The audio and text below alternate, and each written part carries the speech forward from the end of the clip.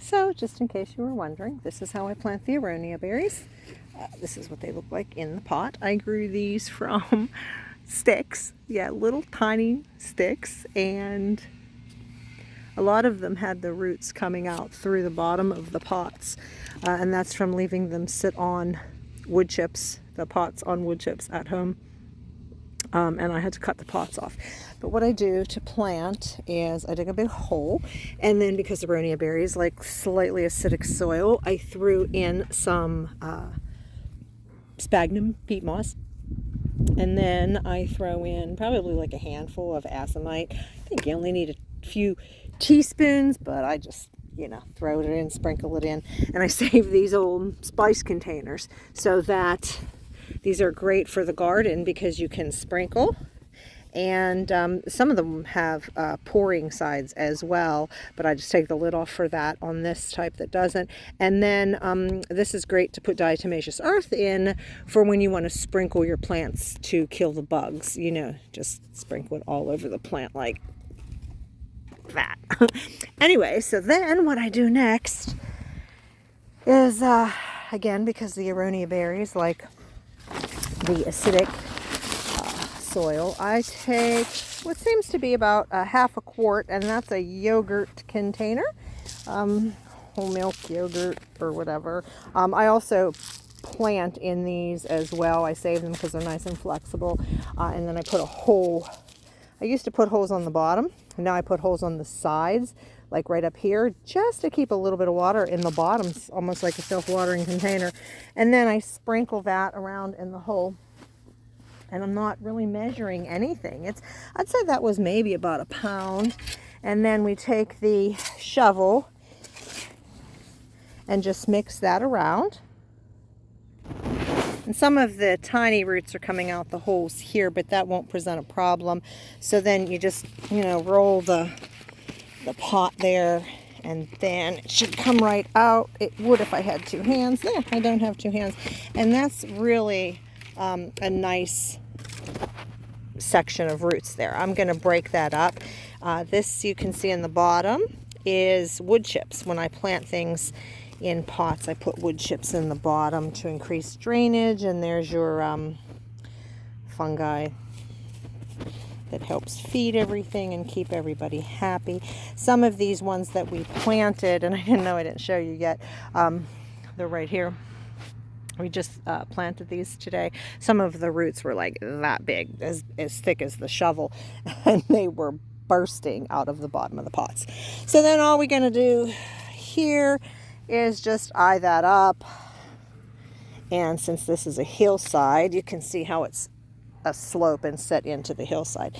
So then the grassy part I just take and bury, turn it over, toss some of it out, and then I just take all this beautiful Pennsylvania clay and fill in around the hole, breaking some of it up and some of it I don't. And then that's how it looks. This is actually the top of what was the pot, so it's almost level. And if I weren't going to mulch that, I might plant it a little bit deeper, but everything's getting mulched. You know how we do this here. Excuse me. I put cardboard under everything. Every one of these are 6 feet apart. You could see the tape we have up at the top. And approximately right in the half, like right in half of this 6-foot section, top to bottom. I did not measure that. I just eyed that, and it looked pretty well. 2 layers of cardboard, which is like one box folded. Of course, it's cleaned, and then we get the wood chips. Now, I tried doing on the edge here. What I did over here was putting sticks in to try to keep it. I didn't really have enough sticks. I will probably come back and do that. That's something I can do on my own. While I had help today, I needed to get the more important things done. So then, of course, the wood chips will need filled in to cover the rest of the cardboard. And there is a reason that I didn't do it the whole way, and it looks like, let me show you from this side. You could see the bumps more.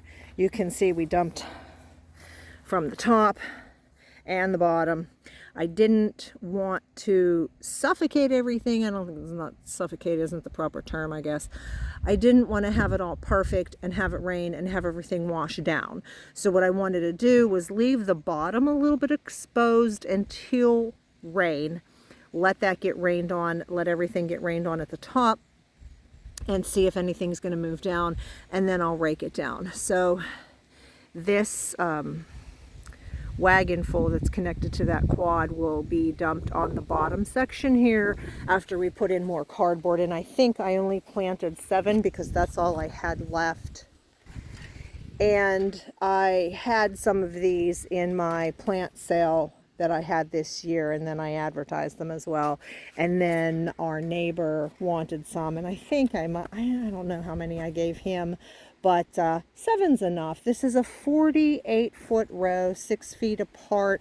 I suppose I could have put one more there on the end, but had it been 6 foot apart, it would have been too close to the edge, and then whenever we expand out the rest of the way, it would have probably been in the way. So it actually worked out perfectly. And this took us quite a long time.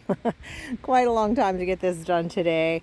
And I thought I would get this lavender planted, and it's not going to work out for today, but it'll be fine there.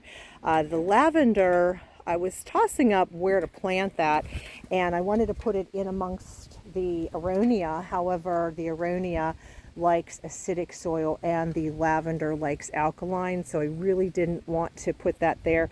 So I'm going to plant this lavender maybe around or between some of these fruit trees here.